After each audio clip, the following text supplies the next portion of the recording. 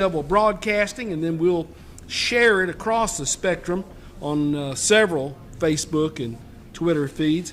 Our schedule for Friday, September 12th is as follows.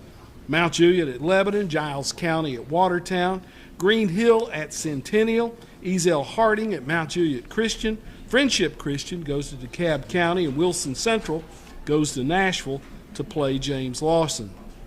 On Saturday, the 13th, Ave Maria out of Florida plays at Cumberland, a 6 o'clock kickoff. Chuck Gentry, head coach of the Blue Devils at Lebanon High, with us as always to start the program. Chuck, you didn't get a lot of football in last Friday night, but what little you did, your kids played awfully well. Lebanon comes away with a 27-0 win over McGavock in a game that did not go a full quarter.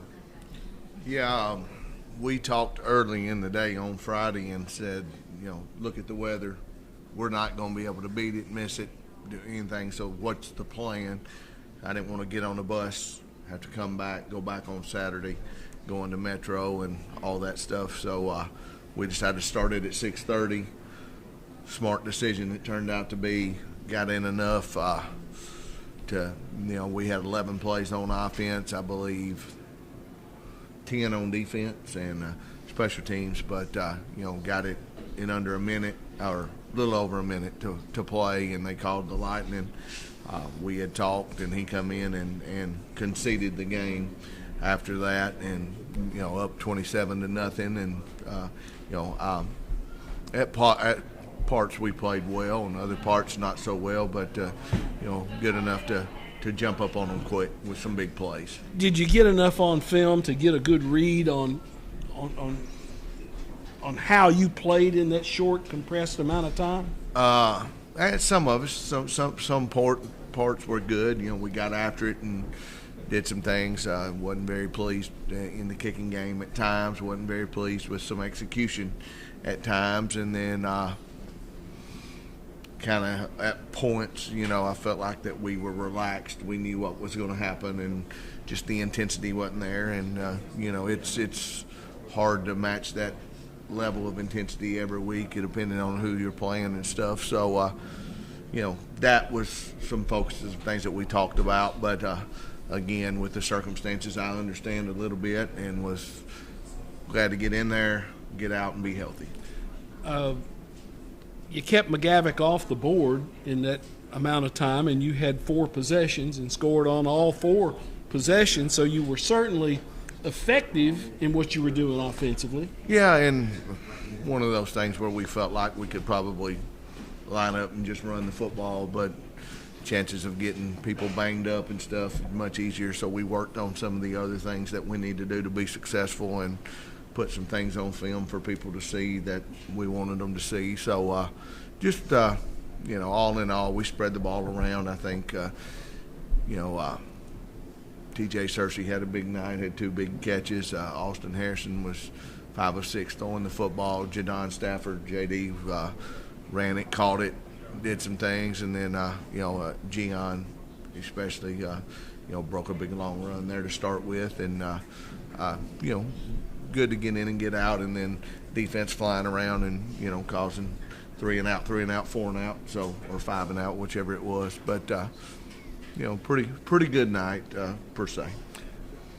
Something people don't realize about Gian, not only is he a dynamic, forceful runner, he doesn't mind blocking, and he helped JD pop a few on those jets. Yeah, Gian, I tell him, you're a different animal when you got the football in your hand, and I said for people looking at you, you have to be able to do more, and we have seen him the last couple of weeks catch the ball out of the backfield, and so we have talked to him about his blocking, and I said if they see you going and blocking for others, that's going to make the others want to block for you that much more, and he did. He you could see he's running down through there waiting, and that safety shows up, and he pops him and springs JD for the touchdown. And, that's stuff that we've worked on and trying to get him to get better with. And we were proud of him in that moment of, hey, he, even on down the field hunting somebody up and going. Offensive line, tackle to tackle. Could you get a read on how your kids played?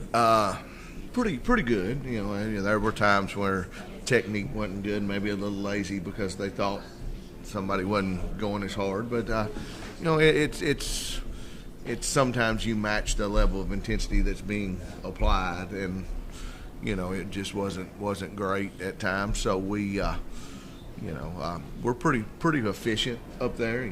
Austin had a good pockets and all the things, and some of the things you didn't know what they were going to do, but for the most part, pretty good. That's over. It's Mount Juliet week, and at Lebanon, and I'm sure at Mount Juliet, it's a different kind of preparation week, and everybody's kind of charged up, ready to go for this one on Friday night. Yeah, I mean, I'm going to rewind this thing to 9 years. 9 years ago, we were sitting here. Well, we weren't sitting here, but we were talking, and I said it on the radio show many times. Mount Juliet is the measuring stick, and for a lot of Lebanon people, Mount Juliet will always be the measuring stick. When I'm out in town and people I don't know, how's the football team going to be? Well, are you going to beat Mount Juliet? And it means a little more. And you talk about Blue Devil tradition and putting on the white headgear and Lebanon across your chest, and you talk to all these old timers, they talk about, well, when I played Mount Juliet and all that stuff, and these guys understand that. They're teenagers and they don't understand a lot, but they understand what this rivalry means, and throw all records, all stats, everything out. It will be a knockdown, drag out. When they get off the bus, we will get their best shot. Hopefully when we step onto the field, we'll give them our best shot. And, you never know what to expect. The ball bounces in different ways. And, I keep reminding our kids the last 2 years we haven't finished. And had leads at halftime. Leads at halftime, probably leads into the third quarter. Yeah. I think it was 3 minutes last year, or maybe less than that, when they scored to take the lead there. And it's our job to line up and play the football game. There's going to be a lot of, we have our first pep rally Friday. Expect a big crowd and all the stuff that goes on. It's our job to line up and play football and control what we can control. You talked about the old timers.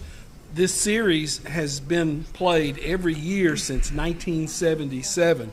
Lebanon and Mount Juliet used to play years and years and years ago. That went away, and Ralph Overton, head coach at Lebanon High, Howell Flatt, head coach at Mount Juliet, got together in 76, much like Lebanon and Watertown, Friendship and Mount Juliet. They got the saying, we're not in the same region, but why shouldn't we play? We're so close, let's make some money. And from 77 on, this has been a continuous series, the longest standing rivalry on the Lebanon schedule and on the Mount Juliet schedule. Yeah, it's expected. It's close. It's these guys grow up together. They play baseball together. They play middle school together. They do all these things. They're familiar with each other. Buddies. They talk. All the things. And it's good for the communities. It's close. It's something. Hopefully, big crowd, good rivalry, good.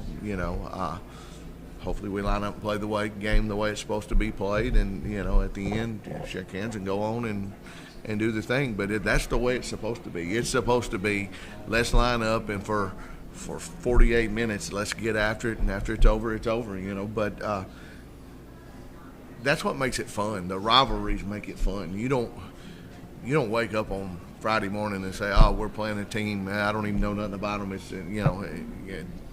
like McGavick last week, we don't know much about them. We don't know the kid. They know everything that's going on in Mount Juliet. Mount Juliet knows everything that's going on in Lebanon. Year round, people keep up with it, and it's marked on the calendar. Let's line up. It's blue and white versus black and gold, and it means something. And we'll talk about it. Somebody will have bragging rights for 365 more days, and then we'll do it again. It's the first region game. It has playoff implications.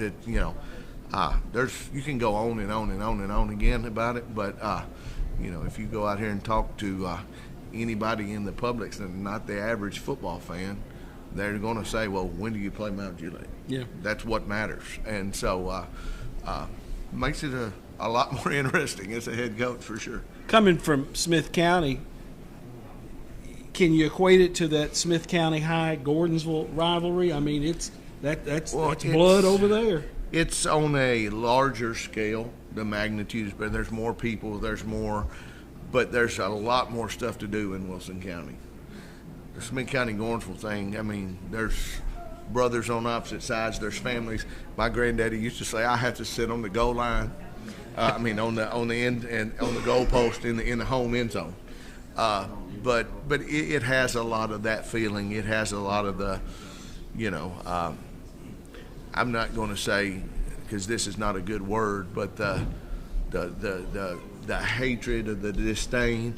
Our coaching staffs get along. Our people get along. There's not, back in the day, maybe in the 80s, they might have met in fields and duked it out a little bit. We're not doing that. But when Coach Perry and those guys get off the bus, they're ready to go to war with Lebanon. And when we step on the field, we're ready to go to war with them. And when it's over, it's over. But it's fun. It makes it fun. It's what football is about. Hey, this is what you play for the name on the front of the jersey, the community, the blue and white. It means something. And I tell them, in 40 years, a lot of this stuff isn't going to matter. But when you play Mount Juliet, they're going to ask you about your Mount Juliet. You're going to remember it. You talk to the guys that feed us, that come back and talk. They tell us about, well, when I played, we beat Mount Juliet, or we didn't beat Mount Juliet, and I remember it to this day. So, it's got a little. It's going to leave as they say, that'll leave a mark. And one way or the other, it's probably going to leave a mark, and you will remember it. I can't remember what I had for supper last night, but I can tell you. You name me the year, and I can almost tell you the score of the Smith County Gordonsville game. I can tell you the stuff that's happened in the Mount Juliet game, almost play by play. It means something. It matters, and that's. I guess that's why I'm still chasing this little brown ball around, no matter which way it's going to bounce. A buddy of mine in the coaching business told me that a wounded animal is a dangerous animal, and Mount Juliet's going to come in wounded. They are, they're not going to be in a good mood. They're 0-3. They've got some inexperience. They've got some youth. And you really don't know what you're going to see from Mount Juliet because they're kind of in a state of flux. They're trying to get things fixed. Well, I said this last Friday night on the radio. I have a lot of respect for their football coaches and their program.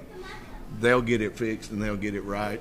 Hopefully it's not Friday night, but I'm sure they went to work and started that. And I'm sure Coach Perry has talked about having the pride and the tradition of the black and gold and Mel Brown and the Mount Juliet High School Bear Pride and all of that stuff and what it means. And we're playing Lebanon. And, again, I have full faith and confidence that they will have that group ready to go the best that they can and will play as hard as they can for 48 minutes and play to their capabilities and what's best for them. But, like you said, you don't know what you're going to get because they have done several. Their wing tee, their spread, their eye backfield, it's a lot of stuff to prepare for. And, of course, in the day and age of huddle, and we're in a region group and we're uploading everything and they're uploading everything. So they've got everything we've got everything they've got, and it's a lot of film to sort through. And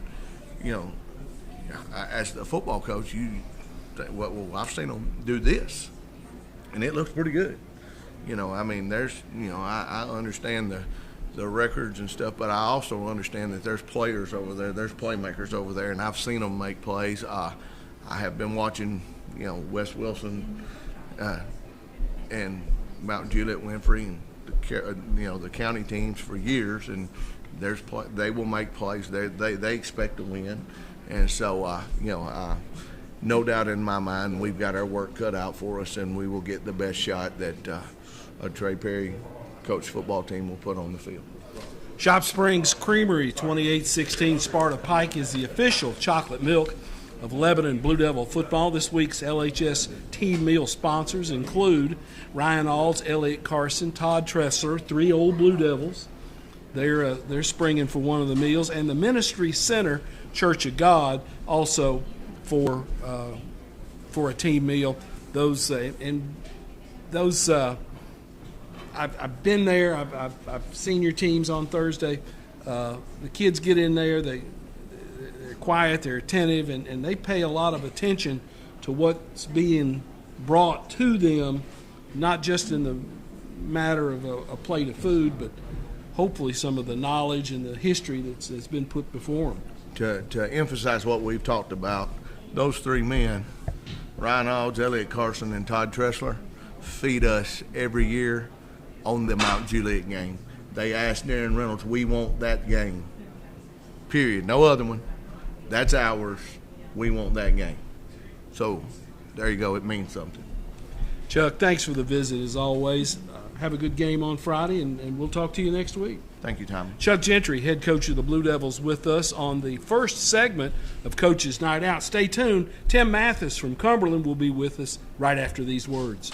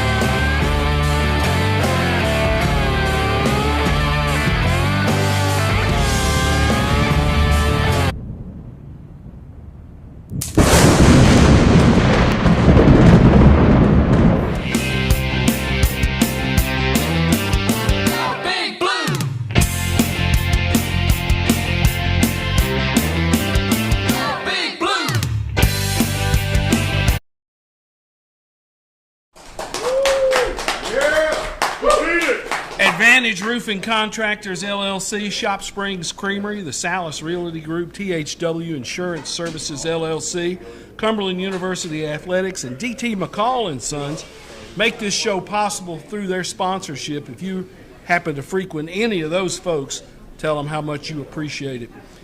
Tim Mathis, head coach at Cumberland University, with me here, and your football team was down 12-10 at half to a good-looking Reinhardt club. But, Tim, you guys roared back, and you came away with a 30-18 victory. You outscored them 20-6 in the second half. And I got the feeling, even in that first half, you guys were close to really stretching it out, and you just didn't get that handle on them in the first half, but the second half you put the hammer to them. Yeah, I mean, we moved the ball. First 2 series, first series we moved the ball, scored. Second series we went on a 14-15 play drive, and we ended up with a field goal. Didn't finish that out, and then we just it got to where we were, field position was killing us. We were backed up -5 about every other possession in the first half, but I mean we still felt good. We were playing okay, and defense after they scored their first touchdown, defense played lights out, and it's just a matter of us. You know, they kept trying to give us a game. We didn't want to take it there for a while, but we finally did. But you know, they're a good football team, good physical football question. team, and you know, so it was a good win to start off NAIA play. Cameron Johnson out of Maryville, and I'll talk about that here in a little bit. 10 tackles, fumble recovery of a muff in the end zone for a touchdown. He was the Mid-South Conference Defensive Player of the Week. And David Smith, a corner out of Holmes Community College in Mississippi, with a 39-yard interception return, pick six for a touchdown late to lock that thing up.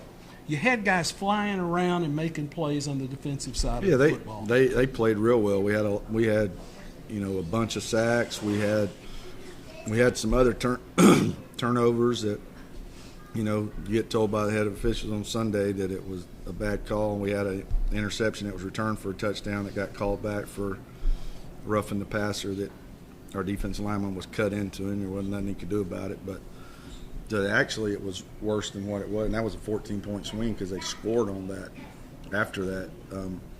But they were playing with their head on fire on defense. They were flying around. Like I said, after that first series, they settled down. They were playing lights out. Well, and you were able to get after the quarterback and play on the back end play enough defense to really give that quarterback trouble, and you kept rolling people in there up front. Right. That's what, that's not what they want to do, is throw the ball 30 or 40 times, and they felt like they had to start doing that because they got behind, and so then you put them doing something they don't want to do. So it was just spin your ears back then and just go, and that is the thing. Like you said, we were able to rotate guys in there, so you just put fresh bodies in there to keep bringing the pressure, and it just wore them down. Quarterback Zach Holtzclaw, 8 out of 17 for 99 yards, 1 touchdown, 1 interception. He also ran for a score. And Mr. Reliable, Jacob Corneo, 21 carries for 115. Pretty good 1-2 punch offensively. It was, but it's still, we got a lot to work on. There were still we had a bunch of missed assignments, missed reads that we really could have blown the game open. And that's what we've worked on all week, to get better at that, because we had opportunities to really have some really big plays, and we just kind of missed some. And when you've had a chance to go back and look at the film, and you coach the offensive line on this football team, how do you rate those guys for the way they played against Reinhardt on Saturday? Overall, we didn't play, from the Tennessee Tech game to this game, we played better. We had less missed assignments, which was good. It's just they're still, still getting in as much experience as they had. That group, it's just their second time together as the whole group, so it's getting better and better. But just want to really harp this whole week about just finishing blocks is the biggest thing, maintaining blocks, and we're in the right spots a lot of times, but we weren't finishing the blocks. And we can be really, really, really good offensive line if we'll finish our blocks. Well, and going back to 100 years ago when I played, we talked about some technique of getting up to that second level. We called it block 1 through 2, get to where you need to be and try to get off your guy and get on a linebacker and help the back. If the backs that you have, if you can do that and get that initial block and maybe just screen somebody at the second level, you're going to have big plays in the run game. We're going to have big plays, and then it's the safeties. It's a business decision when he comes into effect. When it's with Jacob or even Rod or Lamar, it's a business decision if you want to hit that guy, because it's not going to feel very good. And that is what we try to do, is get him on safeties and the DB guys, because that ain't fun to do all night. We mentioned Cameron Johnson out of Maryville, the Defensive Player of the Week in the Mid-South Conference. Maryville is as good a football program as there is in the state of Tennessee. You've had kids from Alcoa, who's right up there with them. You've had kids from programs all across the state of Tennessee.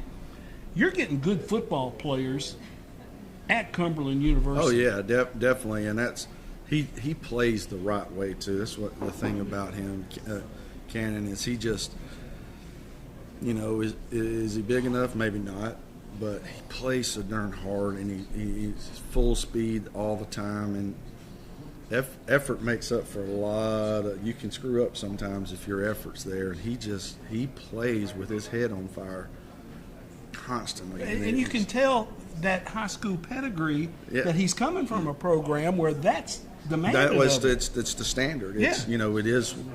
He knows what it takes. What it takes. You can't cut corners or whatever, and that's the way he plays.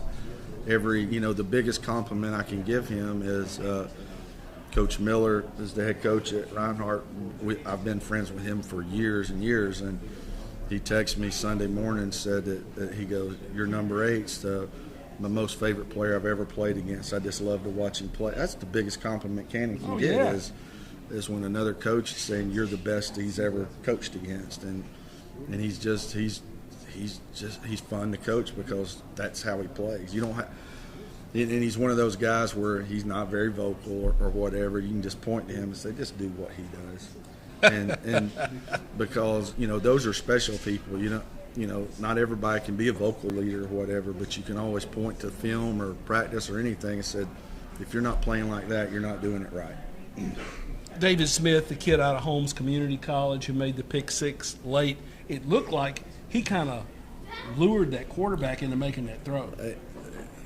You won't see a better break on the ball than he made. It was first class, and he did kind of bait him to get him to throw that. And I was glad that he made it because he was the one that intercepted the ball that got called back for a touchdown. So he should have had 2 pick sixes, but he's a really good corner, and he can play it very well. But he set up that quarterback to throw that ball, and his break when he came out of his back pedal, there was no spinning of the feet. It was one step down, and he was on it in a hurry.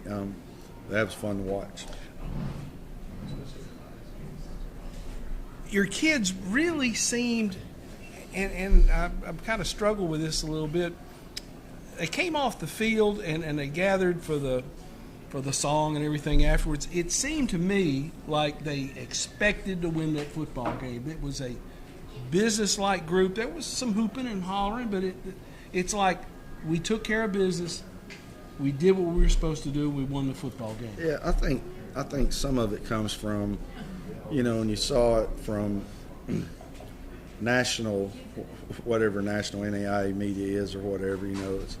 They picked Reinhardt to beat us, and just because we got beat so bad by Tennessee Tech, all of a sudden we're not a very good football team, and we had something to prove. We are a good football team. It's just, we played a team that might probably be when it's all said and done, they might make a deep run in the FCS playoffs. And I know he's the best quarterback in the FCS by far, but, so they wanted to make a statement that, that wasn't who they were. And, and I was proud of that because that's, we talked about last week is how do you respond from that? And it was just a business trip for us, even though it was a home game. They had the mindset, we're going to go in there and win that game. We're going to prove that we're a good football team. You had a night game, and what an outstanding crowd on that home side, Tim. The home side was packed, and there's something to be said for those nighttime games. People seem to like them. Yeah, I like them. Some people don't because you're waiting all day for it or whatever. But it is something special about playing under the lights and doing that. And again, I praise it all the time. But our town is awesome because that's not just our students and the parents there. Our town's really supporting us, and it's great to see. You got to understand how big a help that is for when you're down 12-10, you got all those people backing you and supporting you and making noise and all that. That does help you get over the hump and make the plays that you need to play. So it's huge. It's really important for us to have those stands packed.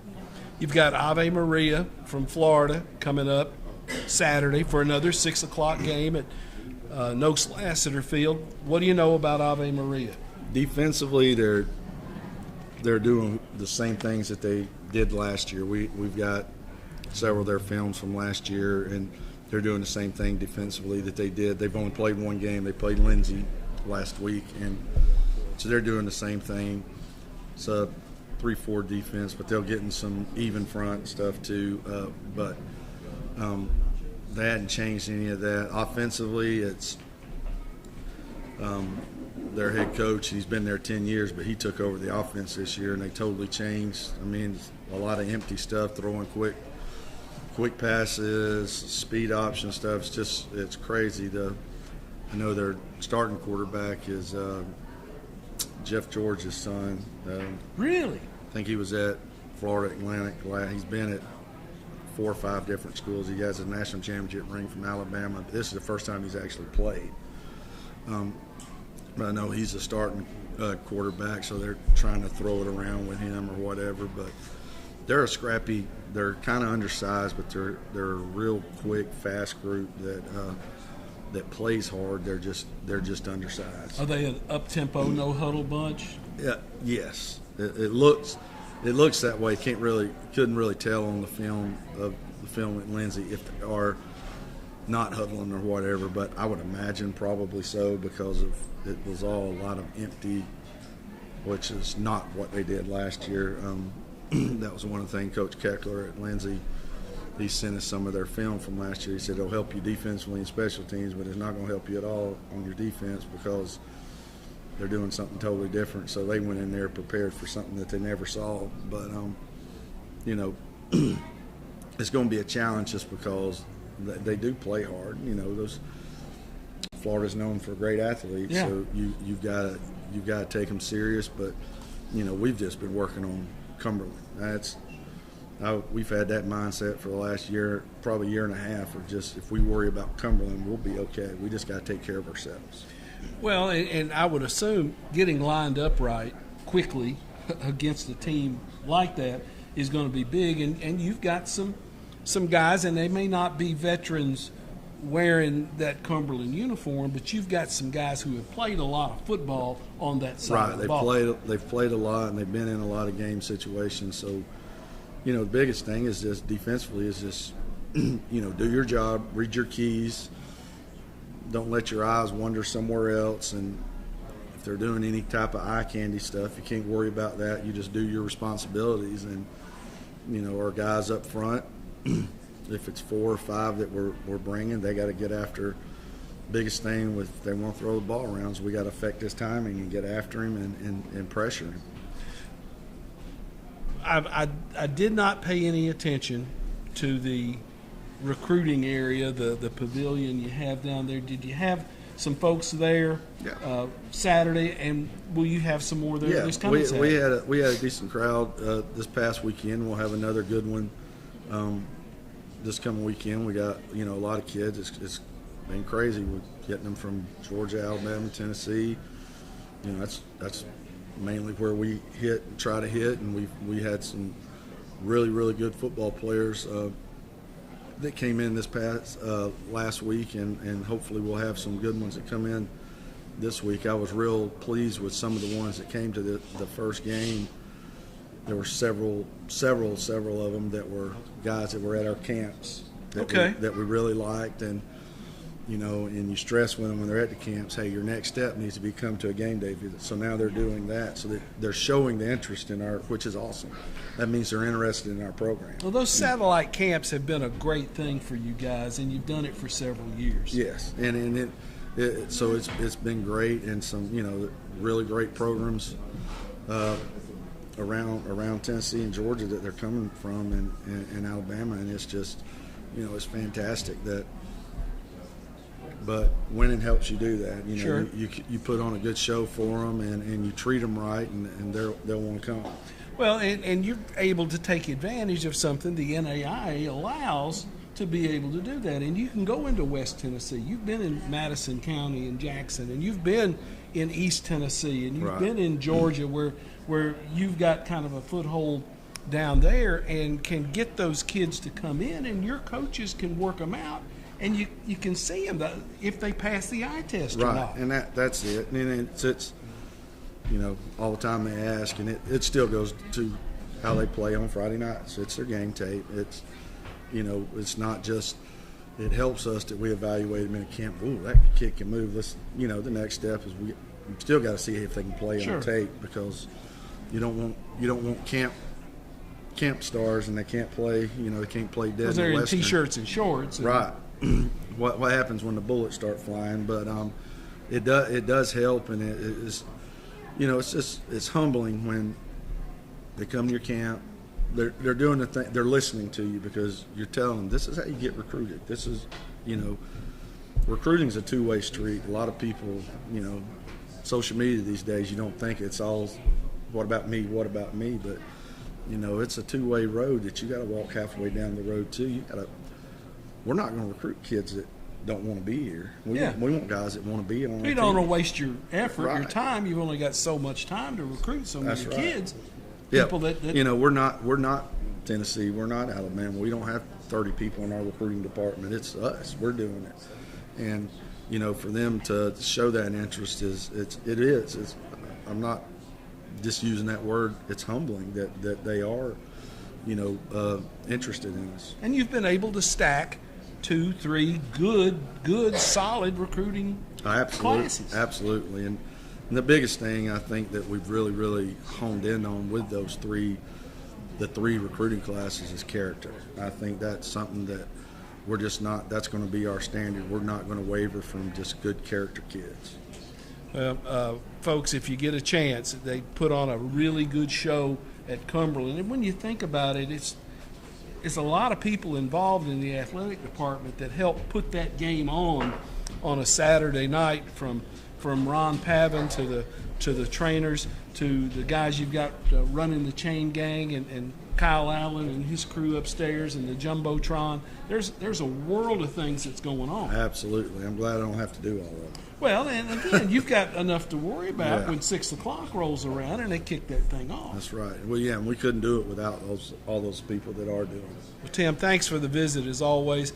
Best of luck when Ave Maria comes to town, and I'll see you on Saturday. All right, okay? thank you. Go Phoenix. Tim Mathis, head coach at Cumberland, with us here at Coach's Night Out. We, of course, are live from Town Square Social. More after this timeout. Yeah! Woo! All right! Yeah!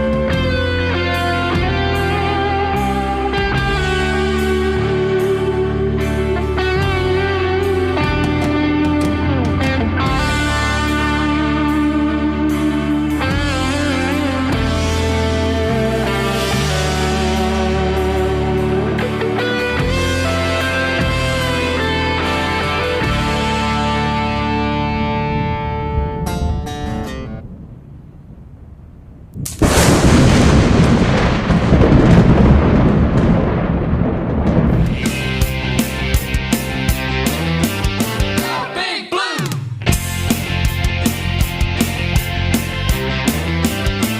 Big Blue!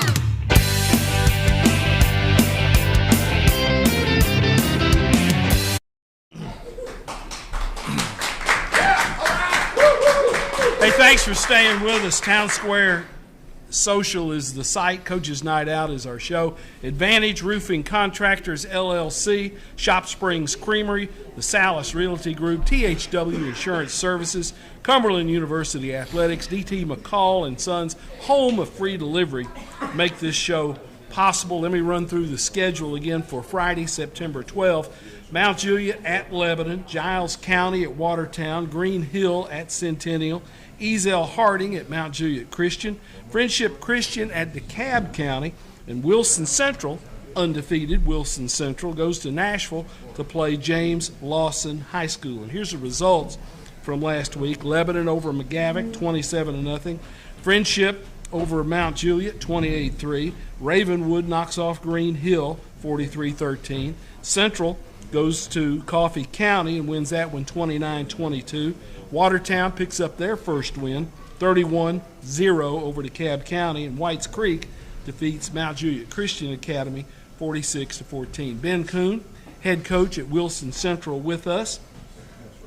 Coffee County's a good football team. That is a good road win for your kids last week, Coach. Yeah, that was big for us. You know, we had that one circled on our calendar, knowing we're going to find out a lot about our team that Friday night. And the way we won that game, having to come back at the end, having to drive down the field, that's a great win for our football program. Obviously, we'll always take a win, but winning a game like that, the confidence it builds and that kind of stuff it was really big for us. Well, and Coffee County's a neat place to play. They got the second biggest jumbotron I've ever seen. Yep. Actually, it's the biggest. Yeah, I coached there for 2 years. Okay. So before the jumbotron, I Yeah. was down there for 2 years. So it's a cool place. I still know the athletic director was assistant coach with me, so it was really cool to get to see that place, how it's changed since I was there. And I mean, they're doing a really good job down there. They're a tough team. They're a physical team. It was a really, really good game, Wolfball game. You have tried to hang your team's hat on physical play and execution, and you would have to do that to go get a win there in Manchester against Coffee County. Yes, sir. I mean, that's the thing we talk about with our kids every week. You know, our path to success is we have to be the most physical team. When we step foot on the field, you got to play Wilson Central type football, and that's physical football. It's disciplined football. And so that's something our kids have really bought into. They've kind of hung their hat on that. You know, our offense approach is a little bit different than what a lot of teams do, but our kids have bought into that process, and it's really fun to see it go from when we started to where they've taken it to now. As a coach, it's fun to see. I have seen Middle Tennessee Christian a couple of times in the past run their version of the single wing. Is what I have seen with those guys similar to what you're doing? Yeah, so it's funny. Coach Peterson's actually become a really good friend of mine at Middle Tennessee Christian, and I kind of call him. He's a purist when it comes to single wing. Like he's just staying in his traditional unbalanced set. We do a little more creative stuff formationally with it too. Now we have the same basic plays that he does too, but we're more do a lot more motions. We spread it out a little bit more, but we still have the ability to do the purest things that I always kind of joke with him that he likes to do.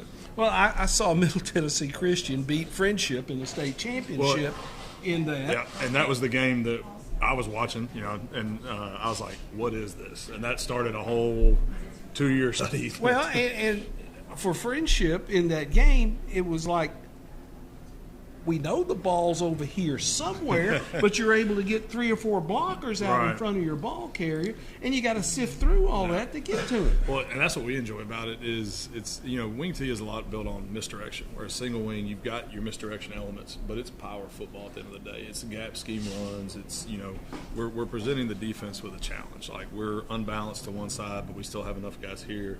And so you really have to make a decision. And so far, it's worked really well for us. Now we know our schedule is just going to continue to improve, and you know we have to continue to improve with that as well. But I'm really proud about where our kids are at with it right now. Chaz Martin, I call them tailbacks if you're going to get the football a lot. I don't know what you call them in your scheme. Running back for us, yeah. Running back, 38 carries, a school record 258 yards, 4 touchdowns. And on the season, Chaz has got 589 yards and 10 touchdowns through 3 games. He's doing a great job, but he's obviously getting some help up front. I mean, that's what's awesome is, you know, our offensive line was our player of the game for this last week. And, you know, that group's coached by Coach Kniffel and Coach Cripps. And what they do on a daily basis, I mean, they're the ones that make this go. And, you know, Chaz will tell you the same thing if you talk to Chaz. You know, it's all about those guys. And then, you know, not only them, but our fullbacks, Caden Rowell, who's had an unbelievable start to his season. And then both of our receivers, you know, the main ones we play is Topher Allen and Beckman Ferrum. And then we've got kind of a 2-quarterback system with J.R. Arnold and Colby Scott. And, I mean, that's the thing we love about it. You know, one guy's got the ball and 10 guys are blocking. And, you know, we harp on our guys all the time. You know, great teammates will block. You want to be a great teammate? Go block. And our kids have bought into that. Kniffel played collegiately at Iowa State, played in the offensive line. That's had to be a really good addition to your coaching staff. Well, you know, the biggest thing about him is he's not only an awesome football coach, but he's an awesome teacher. And he's somebody that everybody in the building wants to know. He's been excellent. And so the biggest thing with him that I kind of told him when he got here is the longer you're with a group on the offensive line, the more they buy into how you play. And so this is year 3 for him as our offensive line coach, and you can tell those kids are buying into what he's preaching. We're pushing the pile when we get stood up. We're doing all these little things. So it's cool to see his personality as an O-line coach come out and how those guys play. So that's fun to see. Who are the guys up front? Oh, we got an all-star name cast on up Okay. front. So our strong tackle, we've actually been playing two guys at strong tackle. We got Kal-El Keoneth, yes, named after Superman. And the other kid we've been playing there is Porter Dickerson. And then our inside tackle spot, we have a sophomore, Kyler Johnson, who's been playing it. Then at our strong guard spot, we have Steven Alvarez. And then at center, we have Tame Almumiez, probably one of the best names you can run across. And then our quick guard is David Roberts. And then Blake Schweitzer has also been playing some center for us, too. So, I mean, we have 7, 8 guys, sometimes 9, that play on Friday nights for us, which is fun to see. Now, when you call strong tackle, and I go back to playing in the 70s when we had strong tackle, weak Right. tackle, and we would flop Yep. occasionally. Yep. Do you do that with your guys? So we do a ton of that. We do a ton of shifts and a ton of motions, and it's really just window dressing what we do. Like, we'll line up. Traditionally, we have our quick guard and our W, which is our tight end on the backside, and then our strong guard, inside tackle, strong tackle. And then we can flip them all the way over, interchange sides, and run whatever play we want out of it. But it's just a way, like I said, we're just running our base plays, and it's just a way to make the defense have to think, to make the defense have to adjust. Defensively, you've played good football. Mm-hmm. Talk about your style of play on the defensive side. Well, Coach Linville's our defensive coordinator, and he was frustrated all offseason having to go against a single wing in spring and summer. But what he's done with the defense, we're a 4-2-5, and he's brought this aggressive mentality to our guys. We're a lot better in the secondary than we've been in previous years. We're young. We've got some sophomores that are playing. But what we're able to do in the secondary and what our guys up front on the defensive line have been able to do has been huge for us. But, we focus, like most teams do, is we're trying to be sound in what we do. We're running to the football. I think I heard Coach Mathis talking about it. Effort makes up for a lot of things. And our kids have been playing really hard through the first 3 games. Have you got some older guys on that side of the ball? If Yeah, you we've do, got talk some. about those. Yeah, we've got a bunch. So Topher Allen is actually playing inside linebacker for us this year. He's a 3-year starter at this point for us. We got Maverick Kvetter, who's playing inside linebacker for us. He's a senior as well. We got a senior defensive tackle, Tyler Holtz, who's been great. And then we got a junior corner who has turned into one of the biggest leaders on our team, Isaiah Ward, who has played absolutely unbelievable within the first 3 games. Kicking game, how's that going for you? It's been great. So Lawson Brewer's our kicker. Lawson's a senior. He was with us last year. Lawson's been really good. His kickoffs have been great. I think he's got 5 touchbacks so far on kickoff. We're pretty aggressive when it comes to extra points. We go for 2 a lot. I think we've converted 8 2-point conversions so far this year and missed 1. So it's just a little more. It's a pretty good percentage, 8 out of 9. Yeah, we've had fun with it. We do some creative stuff with it. It's just, once again, trying to make. I saw that. So that's our favorite play. So that's the ultimate 1920s single wing football play. So that one we call flapjack because it looks like you're flipping a pancake, like the old grenade pass. That was we practiced that. Kid you not, we've been practicing that since before spring practice. And so when we called it, our kids went nuts because they had run it hundreds of times at this point, and it converted, and it was really cool. You got to find it on film somewhere. It's amazing. It's tough to beat flapjack. Well, it is, and it worked. Yeah. You go to Nashville, you play James Lawson. I know Lebanon scrimmaged at James Lawson, and Chuck came away telling me that the facilities down there are really top notch. It's a big campus. This is the school that replaced Hillwood High School.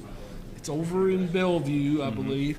What do you know about that football team, the James Lawson Lightning? Well, what's cool about them, if you're a fan of 1920s football, our game is the one to be at because they're single wing as well as us. Really? Now, they have a different spin on theirs. They've got a really, really good quarterback who they do a little bit more spread stuff than we do with it. So but more wildcat kind of yeah, thing? and they'll bring the receivers out wide and stack them a little bit. But it's funny, we went to this single wing offense to be different, and now this is the second team we played that has run a version of the single wing. Cane Ridge was in it a little bit too. Really? Yeah, but now James Lawson, they're a single wing football team. And what they've done, from where they were last year, where they were this year, they're a good football team, and they have some talent. They've got some really good offensive linemen, so it's going to be another good test for us, which is what we need. We need to get ready for district play, and so we're looking forward to this challenge for them. Well, when you make that decision to go to this offense that is so different from what you see every week in high school football, a coach's job is to put his kids in a position to be successful, where they can have some success. And looking at your personnel, this worked for you. Yeah, and I mean, we knew offensive line-wise we were going to be very talented this year. And, you know, we have skilled kids who can match up with anybody in this county. We just struggle with depth for us. We don't have, like, as the attrition of a year goes on, it's difficult. Yeah, for people us. get hurt last year. Exactly. And so that's what we kind of sold our kids when we started with this. It's like, guys, you know, my job as a head coach is to put you guys in the best situation to win, and this is it. You know, we sat down, we looked at the statistics for them, you know, what we averaged on offense last year, what comparable teams in the single wing have done, and the greatest part is from day one our kids bought into it. And, you know, they like the idea that we're different. You know, when you play us, it's not like football that you see on Saturdays and Sundays. Like, it's old school, it's smash mouth, and our kids have bought into that. So it really wasn't that hard of a sales job that you – It's funny, you know, we talk to coaches a lot, anticipated it to be a tough sell, but our kids were like, okay, coach, let's do it. And that says a lot about our senior class. You know, we've got 16 seniors who they're one of the most enjoyable groups I've been around. They've bought into everything. They've helped set new standards for our program that have pushed us in a new direction. I'm just so proud of them, and their leadership has been, you know, part of the reason we've had that success so far. Now, obviously, our schedule's about to get a lot more complicated. We're going to figure out how good we can be, but I'm excited about where we're at right now. Well, a 3-0 start, I would bet excitement is way up there in the schoolhouse, in the building. And that's what, you know, we talk about, or Dr. Ankeny, our principal at Wilson Central, talks about all the time is, you know, football, especially with it being right at the start, kind of sets that momentum for the year. And right now, you know, our pep rallies they're better than any ones I've ever seen at Wilson Central. I mean, they're crazy, they're wild, the kids are into it. Our attendance has been great at games, and you know, when you win, a lot of good things happen, and it doesn't just affect the football team. It's, you know, little Johnny sitting in algebra 2, you know, he might be a little bit more attentive because the school's got this feeling to it. So that's awesome to be a part of the bigger picture of what we're doing, but we're just going to try to keep it rolling. And you've made an effort with your kids to get out to some of the feeders, even opening car doors and holding umbrellas and that sort of thing. Kind of an outreach program. Yeah, I mean, we do that. You know, a lot of our kids, we encourage them to go back to the elementary schools they went to. And it's really cool. You know, my daughter's at Glaveville Elementary now.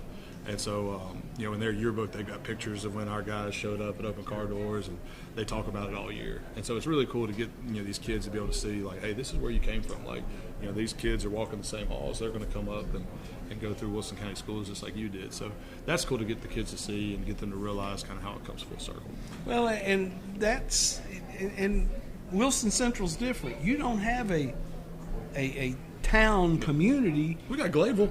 You got Gladeville, which is growing like there crazy. You go. Hey, you know, but you don't have a lot of that commerce and businesses and that sort of thing. You got to be able to reach out to those feeders. And that's the thing. You know, when I got to Wilson Central, you know, a lot of people said, "Well, it's just different." You know, there's not a community. I said, we've got a community. Now it looks a little different. And we've really embraced that. You know, our practice jerseys, we have Gladeville across our practice jerseys. You know, that's where we hit. I mean, I live right off, you know, the main strip in Gladeville, if you want to call it the main strip in Gladeville. I don't know what you call it. But, and so we really embraced that. The community's embraced us. Most of the businesses right there in downtown Gladeville are sponsors or do things to help our program. And so it's all about building that hometown feel. And I think we've done that, and I hope we can continue to do that in the future. Well, and it's tough to run a football program if you don't have that kind of help, that kind of support, and a lot of times financial support from the businesses. Yeah. Well, and the nice thing about us, too, is, you know, yes, we are in Gladeville, but, you know, a lot of our kids live in Mount Juliet, a lot of our kids live in Lebanon. So at the same time, we can still pull from surrounding areas, which gives us a little bit of a different makeup, which allows us to still, you know, have support from, you know, other communities. You mentioned Lawson is running their version of the single wing. Does that help your defensive unit because they have gone against your bunch so much in the preseason? Yeah, well, our thing on offense, or just as a team this offseason, was we did a lot of best on best, where it's just our best guys against the defensive best guys. So they've seen a lot of it. You know, in previous years, we might not have done as much of that, but we kind of set the precedence, like, you know, this is how we're going to do things. So I know our defensive staff, it was easier breaking them down because they're used to it. They see it. Now, there's some intricacies that Lawson does really, really well, or they might do different than us too. So being able to kind of from an offensive coach perspective, help our defensive staff with, hey, here's what this is, here's what it's similar to.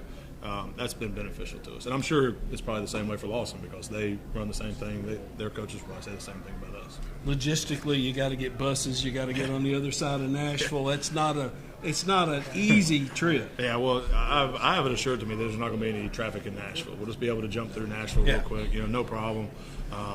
We'll be fine. So, figuring that out is always fun. But, we kind of worked in the off season with our kids because we know, we have trouble sometimes getting buses on time. But we kind of got it down to where if we show up 25 minutes before kickoff, our kids can play. Really? Because we had issues before. So we kind of explained to them in the summer. It's like, all right, guys, we're going to work this. We're going to do a pregame, and we're going to be ready to practice in 25 minutes because we don't know traffic. We don't know about buses. And our kids bought into it. We showed up at, I want to say Coffee County at 6:25-ish. And I was actually relieved because it's like, oh, we got plenty of time. We're good. We can get this done. So our kids have kind of embraced the chaos of it, and it's been great. So I wouldn't think that shouldn't be too big of a factor in the game, but you never know. Well, that's saying something if you can get them tuned into that because kids are such creatures of habit. When they get all their wristbands on the bus, they get all their swag situated and all that kind of stuff before we get there, so it helps. Well, hey, thanks for the visit. Congratulations on the start. Keep that thing going. Yes, sir. Thank you for having me. Ben Kuhn, head coach at Wilson Central, with us on Coach's Night Out live from Town Square Social. For everybody here, I'm Tommy Bryan. I will talk to you later.